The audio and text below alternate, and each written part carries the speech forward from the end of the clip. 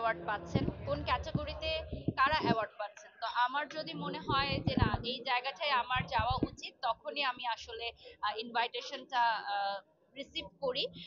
এছাড়া আমি দেখছি যে রিসেন্টলি অনেকই অ্যাওয়ার্ড শো গুলো হচ্ছে, এবং এই অ্যাওয়ার্ড শো গুলোর জন্য কিন্তু আমাদের বাকিদেরও অনেকেরই বদনাম হচ্ছে, কারণ এই ধরনের কথা উঠে এসেছে যে টাকার বিনিময়ে নাকি অ্যাওয়ার্ড প্রদান করা হচ্ছে।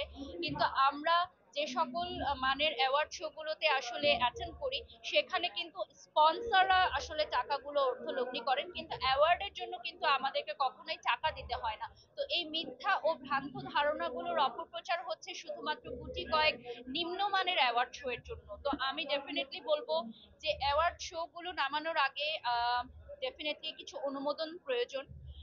সেটা হচ্ছে আপনার সরকার কর্তৃপক্ষ থেকে বা ঊর্ধ্বতন কর্তৃপক্ষ থেকে আসা দরকার। এইটা আমি মনে করি এই মানটা যদি মেনটেন করা হয়, তাহলে আমাদের অ্যাওয়ার্ড শো গুলোর নামে যে বদনামগুলো এখন লাগছে সেটা হবে না। আপনার কাছে আরেকটা প্রশ্ন হচ্ছে যে শোবিজের প্রতিটা শাখায় আপনি বিচরণ করেছেন, কিন্তু বর্তমানে ব্র্যান্ড প্রমোশন এই বিষয়টা আপনার পুরোপুরি ধ্যানে জ্ঞানে সবসময় আছে। তো আসলে এই ব্র্যান্ড প্রমোটার এই ওয়ার্ডটা থেকে যখন বের হয়ে আসবেন, কোনো না কোনো সময় হয়তো বের হয়ে আসবেন, তখন আপনার আসলে চিন্তা ভাবনা কি, আসলে কোন সেক্টরে কাজ করবেন, শোবিজের কোন অঙ্গনে আপনি যেতে চান? আমার যেহেতু প্রোডাকশন হাউস আছে, তো আমি হয়তো স্টাইলিং বা কোরিওগ্রাফি সেক্টরটায় যেতে চাই। আমি অলরেডি কিছু কাজ করেছি, যেগুলো খুব ভালো সাড়া পেয়েছি। যেহেতু আমি দীর্ঘদিন ধরে শোবিজ ইন্ডাস্ট্রিতে কাজ করেছি এবং ফ্যাশন আমার একটা পার্ট, কারণ যেহেতু ফ্যাশন নিয়ে আমি কাজ করি, তো দেখা যায় যে সেলিব্রিটিদের স্টাইলিং বা কোরিওগ্রাফিটাও অনেক সময় করা হয়ে থাকে। তো ইন ফিউচার হয়তো আমি সেই সেক্টরে কাজ করতে আগ্রহ প্রকাশ করব। ব্র্যান্ড প্রমোটিং তো একটা চ্যালেঞ্জিং কাজ, যেহেতু সবার সরাসরি আপনার সব ভক্ত প্লাস হচ্ছে যারা ক্রেতা বিক্রেতা অনেকেই আছে, সবার সাথেই আপনি ইন্টারঅ্যাক্ট করছেন।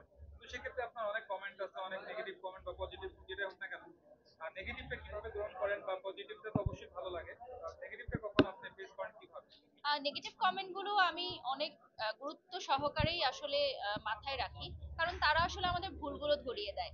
আর আমি এখনো শিখছি, আমি মনে করি যে আমি বাড়ির সকল ভুল করতে পারি, আজকে মানুষ মাত্রই ভুল। তো আমাদের ভুলগুলো শুধরে দেয় হচ্ছে অডিয়েন্সদের কাজ। হয়তো অনেক সময় আমার কাছে আমার চোখে আমাকে পারফেক্ট মনে হতে পারে, বাট আরেকজনের মনে হতে পারে যে না, হয়তো আজকে বাড়ির সব রেড লিপস্টিক দিলে ভালো লাগতো। তো আমি সেই কমেন্টটাকে অনেক পজিটিভলি নিই, যে যাই হোক, আমি তো এটা দিলেও হয়তো ভালো লাগতো। আর এখন অডিয়েন্স তো অনেক ফ্যাশন সচেতন। আমি মনে করি যে ম্যাঙ্গো পিপল তারাও আমাদের মতোই অনেক ফ্যাশন সচেতন। তো তাদের কাছ থেকেও আমি শিখি। আম, আমি কখনোই নেগেটিভ কমেন্ট দেখলে রাগ হওয়া বা মন খারাপ করা এরকম কিছু করি না, আমি সেটাকেও পজিটিভলি নেই, সাধুবাদ জানাই। একজন আসলে তো আপনার লাইফ পার্টনার হিসেবে যে আপনার আলবি ভাই আপনাকে যথেষ্ট সাপোর্ট করে, আপনাদেরকে অনলাইন মিডিয়াতে আপনাকে সবসময় দেখা যাচ্ছে উনি সাথে থাকছেন। তো সেক্ষেত্রে একজন একজন আর্টিস্টের এই সাপোর্টের জায়গাটা আসলে কতটা গুরুত্বপূর্ণ, আপনি এখন কি মনে করেন? আমি সবসময় মনে করি যে আমি যদি ঘরে শান্তিতে না থাকতে পারি, আমি বাইরে এসেও শান্তিতে কাজ করতে পারবো না। বহু তারকারা কিন্তু ঝরে গেছে তাদের ব্যক্তি জীবনের মানে অধপতনের কারণে। ভুল মানুষের সাথে সম্পর্ক করা, এবং আমি বিগত দিনেও দেখেছেন আপনারা যে অনেক সুপারস্টাররাও কিন্তু তাদের ক্যারিয়ারে মানে যে জায়গায় আসলে তারা থাকতে পারতো, কিন্তু তাদের ব্যক্তি পার্সোনাল লাইফের কারণে হয়তো তারা কাজের প্রতি ফোকাস করতে পারেনি। তো আমার মনে হয় যে আমার যখন ব্যক্তি জীবনটা পারফেক্ট থাকবে, আমি যখন ব্যক্তি জীবনে সুখী হব, তখনই আমি মানুষকে কাজ দিয়ে হ্যাপি করতে পারবো। এবং আমার সবসময় মনে হয় যে আমার একজন গাইডলাইন হচ্ছে আমার হাজবেন্ড। ও আমাকে গাইড করে যে কি করা উচিত কি করা উচিত না, কারণ আমিও অনেক সময় বুঝে উঠতে পারি না। তো আমি মনে করি যে একজন মেন্টর, একজন গাইডলাইন খুবই জরুরি। Thank you. Thank you.